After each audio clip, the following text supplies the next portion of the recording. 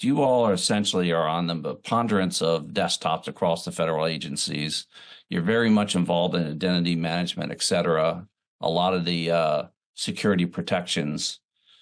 Give us a top line as to where you all stand in respect to implementing this capability across the interagencies. Absolutely. Thanks, Luke. So we see ourselves on the front lines of Zero Trust, both in our internal journey that we have gone on over the past 8 years, and really the realization that it's not just a journey; it is the infinite game. So love that Roy brought that up earlier. This is continuous improvement, and I think that's one of the reasons why agencies have embraced it, is really that continuous improvement mindset. Going after the legacy challenges, going after those things, retiring legacy. There's a lot of appetite for that just because of the security risk that those systems create.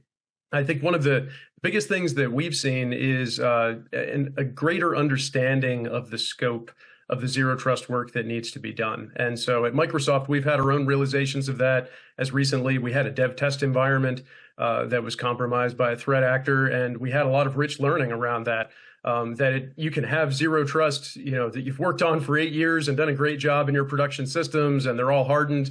But if you leave a dev test environment and it has an identity connection back into a corporate environment, that corporate environment now can be at risk because you don't have the understanding of the attestation and the provenance of the application that's sitting over in that dev test environment. And so back to the software supply chain that was mentioned as well, the need for SBOM, understanding provenance all up, and the attestation of every application that has access in your environment. If it's dev test, if it's an experiment someone's running, if it's a small vendor, if it's a large vendor, it doesn't matter. Realizing that is the scope for zero trust. It's not just your corporate environment. It's not just your prod. It's not just your government customer-facing systems for your constituents. Really, everything is in scope for the threat actors these days. And so zero trust needs to permeate every aspect of the organization.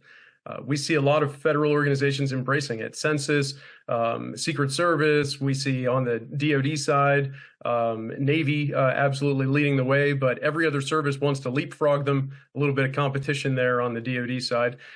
So, just great work that's going on, and folks are realizing this is going to be a continuous improvement project, and lots of learnings along the way.